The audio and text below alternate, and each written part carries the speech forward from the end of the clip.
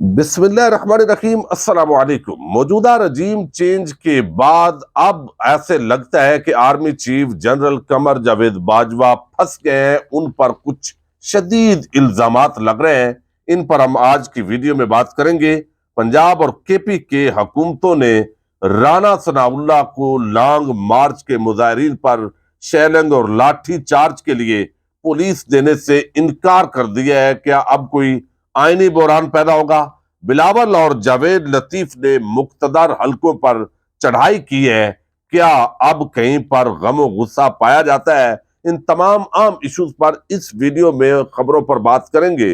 उम्मीद करूंगा कि आप समाप्त करने के बाद हमेशा की तरह अपने कीमती फीडबैक से जरूर आगाह करेंगे। राना सनाउल्लाह आप देख रहे हैं आजकल वो ये तासर दे रहा है कि लॉन्ग मार्च जो होने जा रहा है मुजाहिरीन से निपटने के लिए उसने नई हिकमत अमली तरतीब दे दी है। कुछ आंसू गैस के शेल मंगवाए गए हैं, लाठी चार्ज भी होगा, ड्रोन टेक्नोलॉजी भी पहली दफा पीटीआई के इन मुजाहिरीन के खिलाफ जो है वो इस्तेमाल की जाएगी। इमरान खान ने तो अभी तैयारी करनी है, हमने तैयारी कर ली है, देखा जाएगा।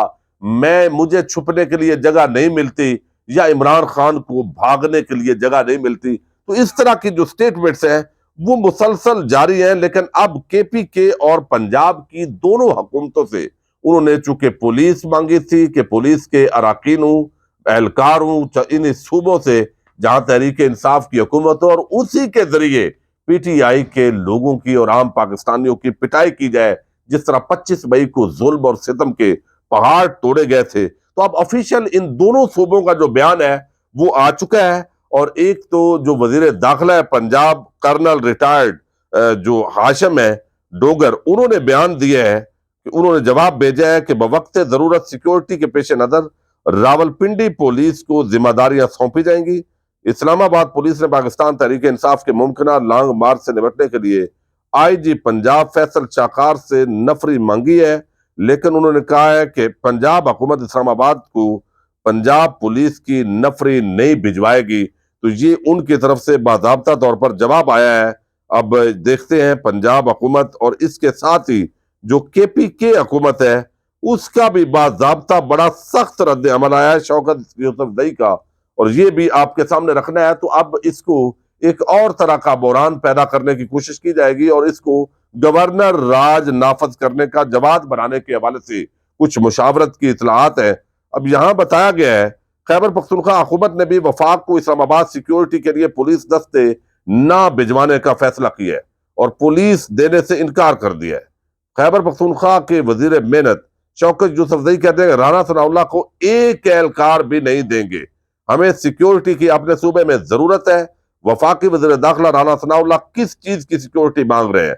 इस्लामाबाद में कौन से दहशत गर्द आ रहे हैं? खैबर पख्तूनख्वा के हमसाया मुल्क के साथ सरहद है और सिक्योरिटी वफाक का काम है, लेकिन ये काम भी हम कर रहे हैं। खैबर पख्तूनख्वा की सिक्योरिटी हमने अपने अवाम के लिए रखी है। इस्लामाबाद में अगर एहतजाज होता है तो पहले भी बहुत हो चुके हैं। इन्होंने कहा कि राना सनाउल्लाह ने शहबाज शरीफ के साथ मिलकर मॉडल टाउन में जो किया दोबारा ये नहीं करना चाहते हैं।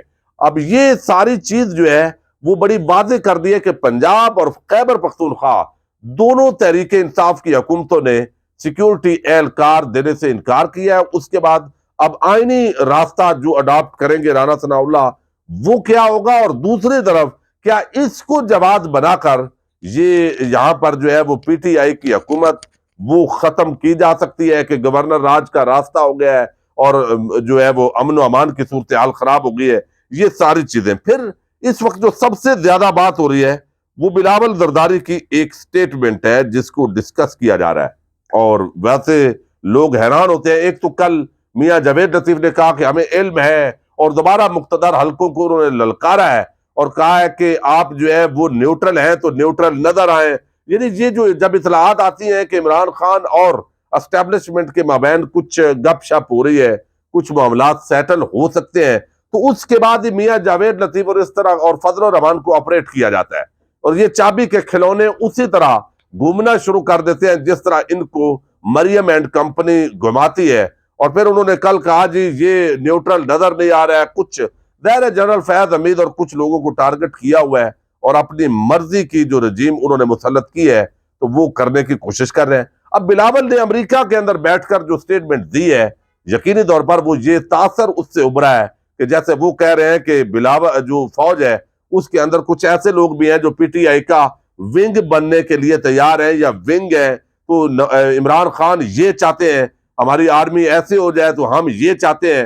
حالانکہ یہ بیان فیصل آباد کے اندر جو عمران خان نے تقریر کی اس سے زیادہ سخت ہے، لیکن اس وقت حالیہ دنوں کے اندر جب سے یہ رجیم چینج کے ذریعے ٹولہ مسلط ہوا ہے تو ہم اسٹیبلشمنٹ کی طرف سے بھی جو عوام ہے وہ بڑا دوہرا معیار دیکھ رہے ہیں۔ یعنی ان بیانات پر کسی کو غصہ نہیں آئے گا۔ نواز شریف نے، مریم نواز نے جو لے دے کی اس پر بھی کسی کو غصہ نہیں آیا، رد عمل نہیں آیا۔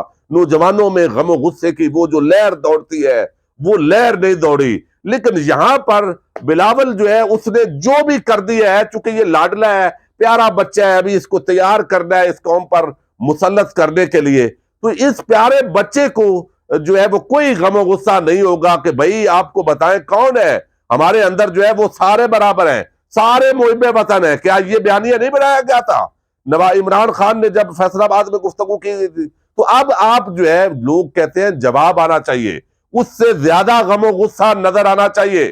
یہ غم و غصہ صرف عمران خان پر کیوں ہے؟ تو اس کا مطلب ہے کہ پھر آپس کے اندر بھی شاید چاہتے ہیں کہ ایک جو ہے وہ چیز ایک دوسرے پر خیر ہی ہے، یہ بچھاڑ ہو، جنرل فیاض حمید کو کھڈے لائن لگانے کا بیان ہو یا جنرل فیاض حمید کو خاص طور پر ٹارگٹ کیا جائے۔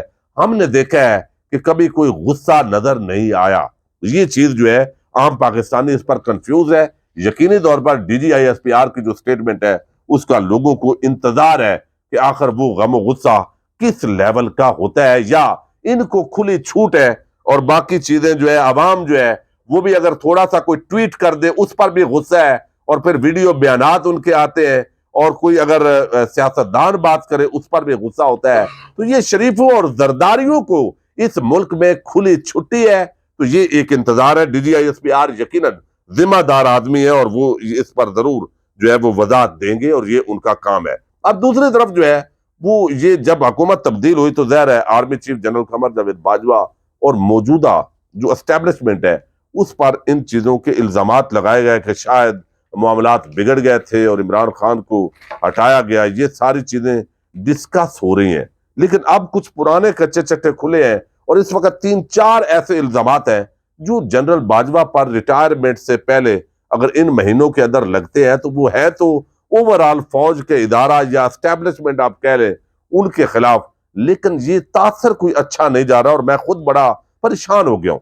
ایک تو جو ابھی چل رہا ہے یہ اگرچہ 1 سال پہلے کا انٹرویو ہے مفتاح اسماعیل کا، اس کی وضاحت اب ضرور آنی چاہیے چونکہ یہ معاملہ دوبارہ کھل گیا ہے، تاکہ لوگ جو ہے اپنی فوج سے اداروں سے بڑی سخت محبت کرتے ہیں۔ میں خود بہت پیار کرنے والا آدمی ہوں، لیکن پریشانی ہوتی ہے کہ پھر جو پالیسیز ہیں ان پر کھل کر بات جو ہے وہ ہونی چاہیے۔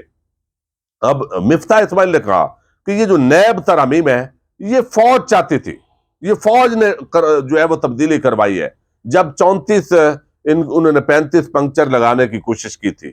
اب اس وقت یہ ترامیم عمران خان نے نہیں ہونے دی تھی، لیکن اب یہ الزام اس وقت بھی لگا وسیم بادابی کے شو کے اندر کہ یہ فوج چاہتی تھی کیونکہ اس کے اندر پاکستان کا مفاد ہے۔ یعنی نواز شریف، زرداری، جتنے کرپٹ، چور، ڈاکو، لٹیرے وہ ان کے معاف ہو گئے، وہ یعنی کیسز معاف ہیں، ان کو لانڈری کر دیا گیا ہے، لانڈر کر کے تو ان کو پاک صاف کر دیا گیا ہے۔ اب پاکستان کو اربوں روپے کا چونا لگایا، تو یہ سارا کون کروایا؟ کس نے؟ فوج نے۔ یہ مفتاح اسماعیل نے کہا ہے۔ تو یہ ایک تو بہت بڑا یہ الزام ہے، اس کا جواب آنا چاہیے، اور یہ آرمی چیف جنرل باجوہ چونکہ چیف آف آرمی سٹاف ہیں تو ریٹائرمنٹ سے پہلے اگر اس طرح کی باتیں ہوں گی تو ان کی شخصیت کو داغدار یہ کیا جا رہا ہے۔ دوسرا جو ہے وہ اسحاق ڈار کے بارے میں اینکر اور صحافی عمران ریاض نے بات کی، اور اس وقت کئی لوگوں نے یہ بات کی تھی کہ شاید ویسپا کمپنی ایک پاکستان آئی تھی اور اس سے اسحاق ڈار نے جو ہے وہ رشوت طلب کی تھی اور وہ واپس چلی گئی اور وہ نہیں آئے، تو اسحاق ڈار نے معیشت کو ڈبویا ہے، برباد کیا ہے۔ تو اب اسحاق ڈار واپس آ رہا ہے اور واپس آ کے وہ حلف اٹھا کے اب ملک کے کون سے خزانے کو وہ سیدھا کرنے جا رہا ہے۔ کل جو غدار تھے آج محب وطن کیسے ہو گئے؟ کل جو چور اور ڈاکو تھے آج وہ نیک پاک اور صاف کیسے ہو گئے؟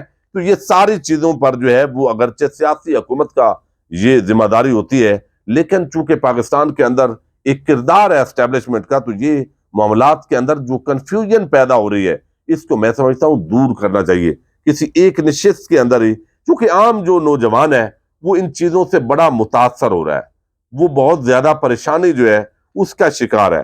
اب دوسرا جو ہے وہ بلاول نے جو بات کی ہے اور میاں جاوید لطیف نے جو نیوٹرلز پر چڑھائی کی ہے، تو فوج کی کمان کے بجائے پی ٹی آئی کے ونگ کے طور پر کام کرنا اور 5 جرنیلوں میں سے کسی ایک کو ایسے لگتا ہے کہ ٹارگٹ کیا گیا ہے اور پی ٹی آئی کا کیا کوئی ونگ ہے اس کے اندر، تو یہ ایک پریشان کن بات ہے۔ تو یہ اس طرح کے جو الزامات لگ رہے ہیں، پھر یہ حکومت تبدیل کرنا، یہ ساری چیزیں یہ میں سمجھتا ہوں کہ نہ فوج کے مفاد میں ہے نہ اسٹیبلشمنٹ کے مفاد میں ہے، اور اس کا ایک تسلی بخش جو جواب ہے وہ ریزنیبل، تاکہ لوگ آگے کاؤنٹر کویسچن کر سکیں، وہ آ جائے تو معاملات بہتری کی طرف پاکستان کے بڑھ سکتے ہیں۔ اجازت دیجیے گا، اللہ حافظ۔